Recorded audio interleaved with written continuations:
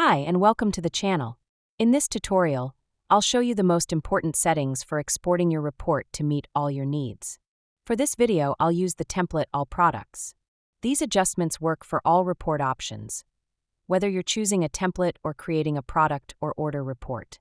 First, let's take a look at how to export as Excel, CSV, or TXT. To do this, click on File Type and select the format you need for your export. You can also make further adjustments, such as changing the encoding format. When you click Apply, then Save and run your report, you'll see on the DataChamp dashboard that the export was created as a CSV file. Next, let's talk about how to export a separate file for each item. This can be useful for integrations with another system or simply for organizational purposes. This feature isn't included in DataChamp by default, but if you need it, please reach out and we'll enable it for your shop. Once it's enabled, set up your report as needed, go to File Type, and activate the option Create New File for each item. You can preview the result and enable email notifications. If everything looks good, give your report a clear name, such as Separate Files per Item. Then save and run it.